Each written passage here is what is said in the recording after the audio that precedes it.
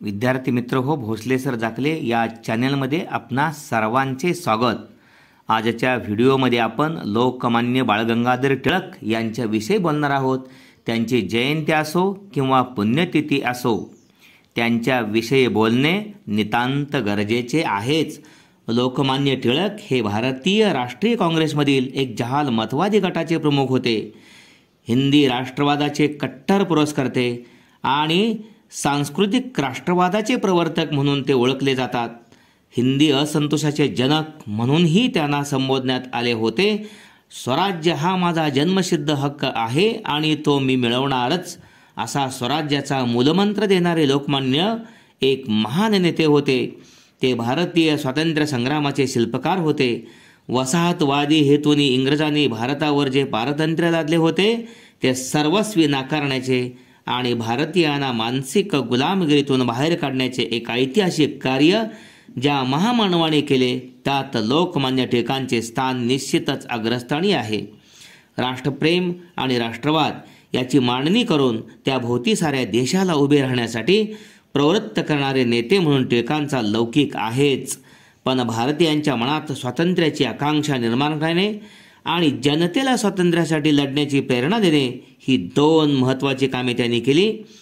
त्यांच्या निर्भय आणि झुंजार वृत्तीमुळे, कणखर वृत्ती व अपार त्यागामुळे भारतीयांच्या मनात त्यांचे लोकमान्य हे रूप कायमचे बसले आहे। त्यांच्या जीवन परिचयाविषयी लोकमान्य बाळ गंगाधर टिळक यांचा जन्म 23 जुलै 1856 रोजी रत्नागिरी जिल्ह्यातील दापोली तालुक्यात चिखलगाव या गावी झाला। त्यांचे जन्मनाव केशव, परंतु लहानपणापासून त्यांना बाळ या नावाने संबोधले गेले। टिळकांचे वडील शिक्षक होते। इसवी सन 1866 मध्ये गंगाधर पंतांची बदली पुणे येथे झाली। पुण्याला त्यांचे प्राथमिक व माध्यमिक शिक्षण झाले। त्यानंतर महाविद्यालयीन शिक्षण पुण्यातील डेक्कन कॉलेजमध्ये होऊन इसवी सन 1876 मध्ये ते BA पहिल्या वर्गात उत्तीर्ण झाले आणि इसवी सन 1879 मध्ये ते LLB झाले। डेक्कन कॉलेजमध्ये टिळक आणि आगरकर यांचा स्नेह जमला। दोघांनी देशकार्याला वाहून घेण्याचा संकल्प केला। याच सुमारास निबंधमालाकार विष्णूशास्त्री चिपळूणकर, टिळक आणि आगरकर यांनी 1 जानेवारी 1886 रोजी नी इंग्लिश स्कूलची स्थापना केली। टिळक आणि आगरकरांनी इसवी सन 1881 मध्ये केसरी मराठी माध्यम व मराठा इंग्रजी माध्यम ही 2 वृत्तपत्रे सुरू केली। प्रारंभी आगरकर केसरीचे आणि टिळक मराठाचे संपादक होते। वृत्तपत्राद्वारे लोकशिक्षण, राजकीय जागृती आणि शासकीय अन्यायाचा प्रतिकार हे त्यांचे ऐतिहासिक कार्य येथूनच सुरू झाले। या वर्तमानपत्रातील त्यांच्या सत्य आणि निर्भीड विचारामुळेच ब्रिटिश सरकारने त्यांच्यावर अनेक वेळा देशद्रोहाचे खटले भरून त्यांना तुरुंगात पाठवले होते। इसवी सन 1884 मध्ये टिळक आगरकरांनी डेक्कन एज्युकेशन सोसायटीची स्थापना केली आणि या संस्थेमार्फत इसवी सन 1885 मध्ये फर्ग्युसन महाविद्यालयाची स्थापना करण्यात आली। टिळक गणित आणि संस्कृत हे 2 विषय शिकवत। जनतेत राजकीय जागृती करण्याच्या दृष्टीने टिळकांनी महान प्रयत्न केले। शिक्षण आणि वृत्तपत्रे याबरोबरच त्यांनी गणेशोत्सव, शिवजयंती आदी उत्सव सुरू केले। जनजागृतीशिवाय स्वराज्य मिळवणे कठीण आहे याची त्यांना जाणीव होती। इसवी सन 1896 मध्ये टिळक, लाला लजपतराय व बिपिनचंद्र पाल यांनी जहाल पक्ष स्थापन केला। इसवी सन 1900 त्यांच्यावर राजद्रोहाचा आरोप ठेवून त्यांना जन्मठेपेची शिक्षा देण्यात आली। त्याच वेळी मंडालेच्या तुरुंगात त्यांनी गीतार हास्य नावाचा ग्रंथ लिहिला। 6 वर्षाच्या कारावासानंतर इसवी सन 1914 साली सरकारने त्यांना मुक्त केले आणि इसवी सन 1916 मध्ये त्यांनी बेळगाव येथे होम रूल लीगची स्थापना केली। होम रूलची चळवळ टिळकांनी आणि ॲनी बेझंट यांनी संयुक्तपणे चालवली। याच वर्षी लखनौ काँग्रेस अधिवेशनात टिळकांच्या प्रयत्नांनी हिंदू मुसलमान एकजूट करण्यासाठी लखनौ करार करण्यात आला। इसवी सन मार्च 1918 मध्ये ते होम रूल लीगचे शिष्टमंडळ घेऊन इंग्लंडला गेले। इसवी सन 1919च्या सुधारणा कायद्याबाबत त्यांनी प्रतियोगी सहकाराचे धोरण स्वीकारले आणि डेमोक्रॅटिक स्वराज्य पक्षाची स्थापना केली। भारतीयांना स्वाभिमानाचे, देशप्रेमाचे तसेच अन्याय, जुलूम, दडपशाही यांच्या विरोधात उभे राहण्याचे जे बीजारोपण टिळकांनी केले त्यामुळे ते भारतीय स्वातंत्र्याचे जनक ठरतात. लोकमान्य टिळकांची ग्रंथसंपदा. The Orion 1893, the Arctic home in Vedas 1903, the Vedic chronology, Gita Rahasya 1915 आणि वर्तमानपत्रे केसरी आणि मराठा. सामाजिक सुधारणे संबंधीचा टिळकांचा दृष्टिकोन. याविषयी बोलायचे तर जनमतावर भर हा अधिक होता. केवळ कायद्याने समाज सुधारणा होणार नाही, समाजात कोणतीही सुधारणा करावयाची असल्यास आधी जनमत तयार करायला पाहिजे. आणि इसवी सन 1890 मध्ये पुणे येथे भाषण करताना टिळक समाज सुधारणेबाबत म्हणाले होते, आज समाज सुधारणेची खूप चर्चा चालू आहे, परंतु यासाठी आम्ही प्रथम जनतेत सुधारणा घडवून आणली पाहिजे. तसेच समाज सुधारणा प्रत्येक घरातून झाली पाहिजे. आजचे समाज सुधारक विधवा विवाह आवश्यक असल्याचे सांगतात, परंतु त्यांच्याच कुटुंबातील विधवांचे पुनर्विवाह करण्यास ते तयार नाहीत. प्रत्येक समाज सुधारकाने प्रथम स्वतःला सुधारावे आणि नंतर जनतेला उपदेश करावा, कारण त्यांच्या स्वतःच्या उदाहरणानेच जनतेला प्रेरणा मिळते. केवळ उपदेश करून आणि स्वतः त्याविरुद्ध वर्तन करून स्वतःला समाज सुधारक म्हणून घेण्यात अर्थ नाही, असे त्यांचे ठाम मत होते. समाजाच्या श्रेष्ठत्वाला महत्त्व. समाज सुधारणा करताना व्यक्तीपेक्षा समाज श्रेष्ठ आहे. व्यक्ती ही समाजाचा एक घटक आहे. व्यक्ती व समाजाची इच्छा यात समन्वय साधावा. समाज इच्छेविरुद्ध जाऊन सुधारणा घडवून आणण्याचा प्रयत्न झाल्यास समाजात अराजकता माजेल असे त्यांना नेहमीच वाटत. व्यक्तिहितापेक्षा समाज ही श्रेष्ठ आहे याची प्रत्येक व्यक्तीने जाणीव ठेवली पाहिजे. राजकीय स्वातंत्र्याला प्राधान्य देणारे लोकमान्य टिळक टिळकांच्या समाज सुधारणेबाबत सर्वात महत्त्वाचा दृष्टिकोन म्हणजे भारतीयांनी प्रथम राजकीय स्वातंत्र्य प्राप्त करावे आणि नंतर सामाजिक सुधारणा घडवून आणाव्यात. एकाच वेळी स्वातंत्र्यासाठी आणि सामाजिक सुधारणेसाठी प्रयत्न सुरू झाल्यास समाजशक्तीची विभागणी होईल. राजकीय स्वातंत्र्य प्राप्त झाले की आपोआपच पुढे सामाजिक सुधारणा घडून येईल असे त्यांचे ठाम मत होते. त्यानंतर भारतीय संस्कृतीनुरूप सुधारणा करावी. सामाजिक सुधारणेचा अर्थ पाश्चात्यांच्या अंधानुकरण असा होऊ नये. तत्कालीन समाजस्थितीला हिंदू धर्म कारणीभूत नसून धर्माचे संपूर्ण विस्मरण कारणीभूत झाले आहेत. त्याचप्रमाणे सामाजिक सुधारणा ही जनपाठिंब्यातून व्हावी, केवळ बाहेरून लादली जाता कामा नये असे त्यांचे ठाम मत होते. जनतेच्या पाठबळावर टिळकांचा विश्वास होता आणि ते बळ संघटित करणे हे त्यांच्या सर्वच प्रयत्नांचे साध्य होते. सारासार विचार न करता आपली संस्कृती लक्षात न घेता केलेली सुधारणा भारताला हितावह ठरणार नाही. भारताला स्वतःची अस्मिता आहे ही गोष्ट विसरून कधीच चालणार नाही असे त्यांचे ठाम मत होते. सारांश टिळकांच्या मते सामाजिक सुधारणा राजकीय सुधारणापेक्षा अधिक निकडीच्या मानण्यात येऊ नयेत व ज्या सामाजिक सुधारणा आवश्यक असतील त्या समाजात शिक्षण देऊन कायद्याच्या जोरावर नव्हे तर हळूहळू अंमलात आणाव्यात. टिळकांची सामाजिक सुधारणेची वृत्ती सनातनी होती. त्यांनी समाज सुधारणेच्या चळवळीला विरोध केला. संमती वयाच्या विधेयकाला विरोध करताना या विरोधकामुळे आमच्या धर्मात परकीय हस्तक्षेप होतो असे त्यांनी म्हटले होते. 1918 साली अस्पृश्यता निर्मूलन परिषदेत त्यांनी भाग घेऊन भाषण केले. अस्पृश्यतेचे पालन करणार नाही असे जाहीर सांगितले, पण अस्पृश्यता निर्मूलन जाहीरनाम्यावर सही करण्यात नकार दिला. सामाजिक सुधारणेची सार्वजनिक चळवळ त्यांना मान्य नव्हती. छत्रपती शाहू महाराजांच्या कारकिर्दीत कोल्हापुरात उद्भवलेल्या वेदोक्त प्रकरणाच्या वेळी टिळकांनी प्रतिगामी वृत्तीच्या पुरोहित वर्गाची बाजू घेऊन शाहू महाराजांच्यावरती टीका केली होती. थोडक्यात सामाजिक प्रश्नाबाबत टिळकांनी सनातन्यांची बाजू घेऊन समाज सुधारकांचा विरोध केला होता. राजकारणात या ठिकाणी जहालमतवादी भूमिका घेतली होती, पण समाज सुधारणेच्या बाबतीत मात्र ते काहीसे नेमस्त होते आणि म्हणूनच या संबंधातील त्यांच्या भूमिकेचे वर्णन राजकीय जहाल पण सामाजिक नेमस्त असे केले होते. 2 एप्रिल 1894 रोजी कोल्हापूर संस्थानाच्या संपूर्ण कारभाराची अधिकारसूत्रे छत्रपती शाहू महाराजांच्याकडे देण्यात आली. त्यावेळी साऱ्या मराठी मुलकात आनंद पसरला. लोकमान्य टिळकांनी सुद्धा या आनंदाचे वर्णन करताना आपल्या दैनिक केसरीतील अग्रलेखात म्हटले, हा दिवस सर्व महाराष्ट्रीयांच्या दृष्टीने आनंदाचा तर खरंच आहे, पण त्याहूनही कोल्हापूरचा प्रदेश हा तर एक कपिला षष्ठीचा अपूर्व योग म्हणावा लागेल. आपणा झालेल्या आनंदामुळे लोकमान्य टिळक शाहू महाराजांना अपेक्षाधिष्ठित आशीर्वाद देताना पुढे म्हणतात, कोल्हापूरचे राज्य ज्यांनी स्थापन केले त्यांच्या वंशातील पुरुषांनी जी महाकृत्ये केली, जो देशाभिमान दाखवला व जी कीर्ती संपादन केली ती इतिहासा विस्तृत आहे. हल्लीचा काळ बदलला आहे खरा, तथापि सकल महाराष्ट्रीयास अभिमानास्पदभूत असलेल्या शिव छत्रपतींच्या वंशातील पुरुषांनी अद्याप आपल्या संस्थानातील प्रजेच्या, महाराष्ट्रीयांच्या किंबहुना हिंदुस्थानवासी लोकांच्या कल्याणासाठी पुष्कळ गोष्टी करण्यासारख्या आहेत. हिंदुत्वाचा योग्य अभिमान बाळगून त्यांच्या अभिद्याकरता निष्काम बुद्धीने आपला देह झिजवणे हे कोल्हापूर महाराजांचे कुलव्रत आहे.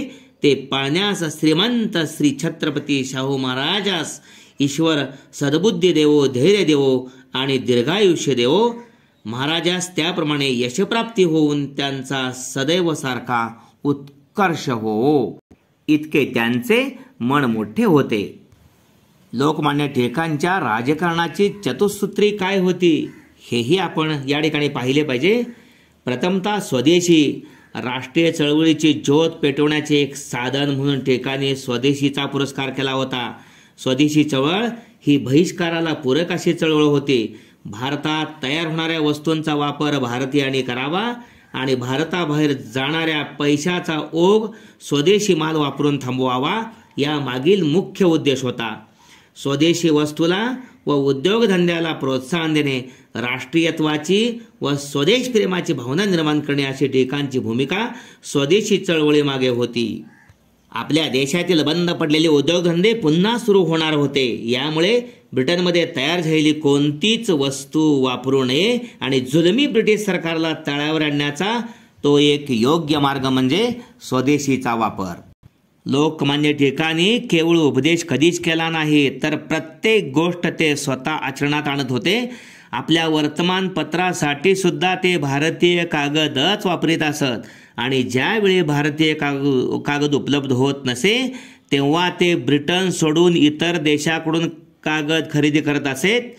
त्यांनी देशी उद्योगधंद्यांना प्रोत्साहन देण्यासाठी पैसा फंड नावाचे आंदोलनही सुरू केले आणि या आंदोलनाला जनतेनेही फार मोठा प्रतिसाद दिला. 1903 मध्ये स्थापन झालेल्या या फंडातून अनेक देशी उद्योगधंद्यांना टिळकांनी मदत केली. 1906 साली मुंबई येथे स्थापन केलेल्या स्वदेशी सहकार भांडारासाठी टिळकांनी मदत केली होती. तसेच अनेक स्वदेशी वस्तूंची प्रदर्शने सुद्धा त्यांनी आयोजित केली होती. यातूनच टिळकांच्या स्वदेशीच्या चळवळीने भारतात निश्चितच उग्र स्वरूप धारण केले होते आणि परकीय मालाची जागोजागी होळी केली जात होती आणि या चळवळीद्वारे लोकात राष्ट्रीयत्वाची, स्वदेश प्रेमाची भावना निर्माण करण्याचा फार मोठा प्रयत्न भारतात झाला. स्वदेशीची चळवळ फक्त स्वदेशी वस्तू पुरतीच मर्यादित नव्हती. स्वदेशी वस्तू आणि स्वदेशी विचार अशी भारतीयांना अंतर्बाह्य व्यापणारी ही स्वदेशी चळवळ होती. शरीराप्रमाणे मन हे स्वदेशी बनले पाहिजे असा यामागील उद्देश होता. त्यांना स्वदेशी चळवळीत आर्थिक बाजू महत्त्वाची वाटत असली तरी त्याचे खरे महत्त्व राजकीयच होते. स्वदेशी आणि बहिष्कार ही सूत्रे एकमेकांना पूरक अशीच होती.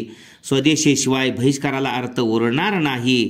तसेच परकीय वस्तूवर बहिष्कार घातल्याशिवाय स्वदेशीची कल्पना प्रत्यक्ष कार्यान्वित होणार नाही. ब्रिटिश सरकारला धडा शिकवण्यासाठी टिळकांनी हा अभिनव मार्ग यशस्वी करून दाखवला. त्यानंतर बहिष्कार. ब्रिटिश मालावर बहिष्कार टाकून त्याद्वारे ब्रिटिशांची अर्थव्यवस्था खिळखिळी करणे हा या साधनांचा मुख्य हेतू होता आणि बहिष्कार याचा अर्थ परकीय वस्तूंचा त्याग करणे हा होय. टिळक बहिष्काराबाबत म्हणतात, जेव्हा जनता आणि विदेशी शासक यांचा संघर्ष सुरू होतो तेव्हा परकीय वस्तूंवर बहिष्कार घालणे आवश्यक असते.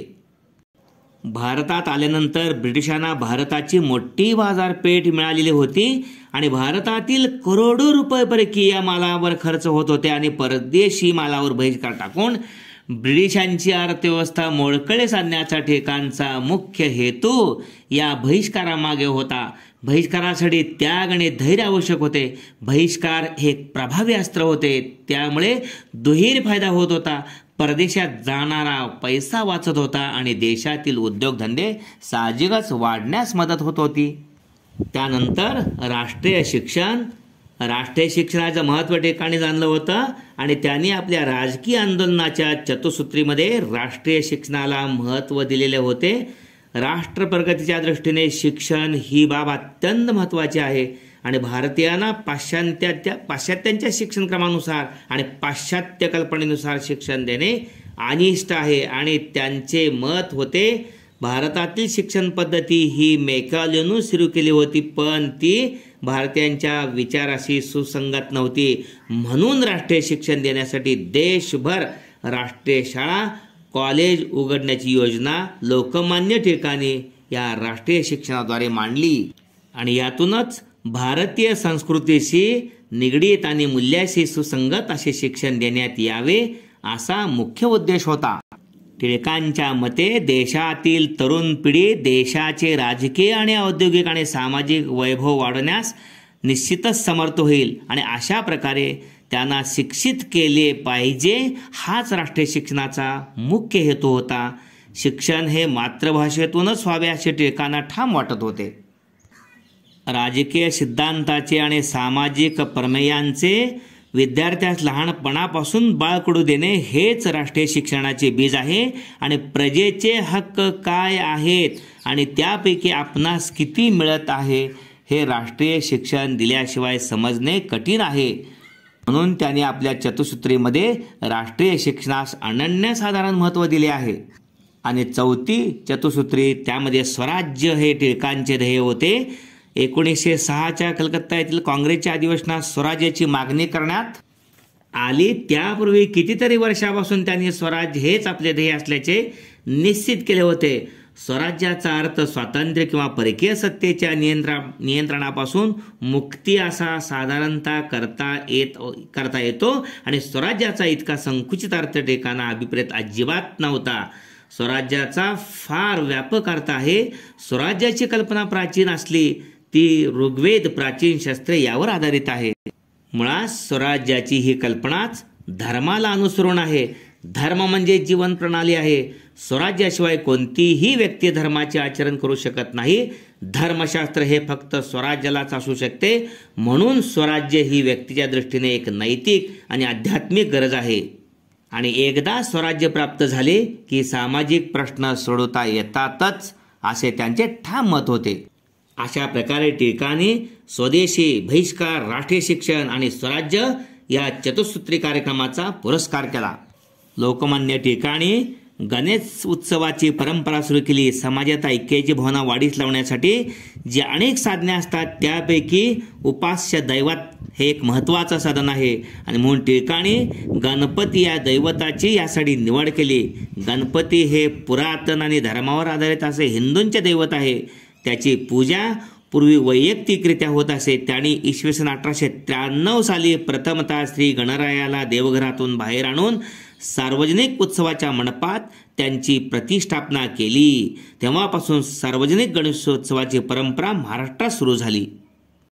पारतंत्र्याच्या काळातही गणेशोत्सवाच्या निमित्ताने त्यांनी जनतेला एकत्र आणले आणि जनशक्तीच्या माध्यमातून लोकशिक्षण करावे, जनजागृती घडवावी, देशाभिमान, राष्ट्रजागृती, सामाजिक सामंजस्य आणि जबाबदारीची जाणीव जनतेमध्ये निर्माण व्हावी असा प्रमुख उद्देश या गणपती उत्सवाच्या पाठीमागे होता. त्यानंतर शिवजयंतीसारखा महान उत्सवही त्यांनी सुरू केला. छत्रपती शिवाजी हे ऐतिहासिक महापुरुष होते. अन्याय, अत्याचार आणि जुलूम प्रतिकाराचे ते प्रतीक होते. शिवाजी महाराजांच्या बद्दल संपूर्ण भारतीयांना आदर वाटतो. त्यांनी भारताचा इतिहास घडवला होता. लोकात ज्यावेळी नवी राष्ट्रीय भावना जोरकस बनली होती अशावेळी या उत्सवाच्या रूपाने तिचे खोल बीजारोपण लोकांच्या अंतःकरणात करण्याचा हा प्रयत्न होता. ज्याप्रमाणे आम्ही आपल्या वडिलांचे स्मरण कायम ठेवून त्यांच्या योगे आपल्या घराण्याचा पूर्वापार चालत आलेला लौकिक राखण्याचे एक साधन म्हणून ठेवतो, त्याचप्रमाणे राष्ट्रातील महापुरुषांचे स्मरण राष्ट्रीयत्व विकसित करण्याचे एक चांगले साधन आहे असे टिळकांचे ठाम मत होते. ज्याप्रमाणे आम्ही आपल्या वाडवडिलांचे स्मरण कायम ठेवून त्यांच्या योगे आपल्या घराण्याचा पूर्वापार चालत आलेला लौकिक राखण्याचे एक साधन करून ठेवतो, त्याप्रमाणेच राष्ट्रातील महापुरुषांचे स्मरण हे राष्ट्रीयत्व विकसित करण्याचे एक चांगले साधन आहे, असे टिळकांचे ठाम मत होते. शिवाजी महाराजांचे कार्य एका जातीपुरते नव्हते, म्हणून महाराष्ट्रातील विविध जातीचे प्रेम एकाच ठिकाणी बसण्याचे स्थळ म्हणजे शिवचरित्र होय. राष्ट्रीय पुरुषांच्या मानापमानाचा, विजयाचा किंवा पराजयाचा परिणाम जनतेवर होत असतो. जनतेच्या भावना त्यांच्याशी निगडीत असतात. वीरपूजा हा मनुष्याचा स्वभाव आहे. प्रत्येक भारतीयाचे कर्तव्य आहे की त्याने शिवचरित्राला विसरू नये. छत्रपती शिवाजींच्या हृदयात प्रारंभापासून शेवटपर्यंत जी देशप्रेमाची भावना होती, त्याच भावनेने शिवाजी महाराज एक आदर्श युगपुरुष मानले जातात. टिळकांनी या गोष्टी लक्षात ठेवून 15 एप्रिल 1896 मध्ये शिवजयंतीला प्रथम सुरुवात रायगडावर केली. भारतीय स्वातंत्र्याची चळवळ अधिक प्रखर बनवण्याचे कार्य ज्या थोर नेत्यांनी केले त्यामध्ये लोकमान्य टिळकांना फार उच्च स्थान द्यावे लागेल. ब्रिटिश राजवटीविरुद्ध ब्रिटिशांनी केलेल्या जुलूम आणि अन्यायाविरुद्ध टिळकांनी जोरदार आवाज उठवला आणि भारतीयातील राष्ट्रीयत्व जागृत करून त्यांना स्वातंत्र्य लढ्यासाठी तयार केले. भारतीय असंतोषाचे जनक अशी उपाधी कुणाला लावणे योग्य ठरेल तर ती लोकमान्य टिळकांनाच होय, असे त्यांचे यथार्थ वर्णन सर व्हॅलेंटाईन चिरोल यांनी केले आहे. अशा या महान नेत्याचा मृत्यू 1 ऑगस्ट 1920 रोजी मुंबई येथे झाला. त्यांच्या निधनाने राष्ट्रीय जन आंदोलनात एक तेजस्वी पर्व संपले. त्यांच्या निधनानंतर महात्मा गांधीजी सुद्धा म्हणाले होते, a giant among men has fallen, the voice of a lion is hushed. He was the idol of people, his word was law among thousands. जय हिंद, जय महाराष्ट्र. धन्यवाद.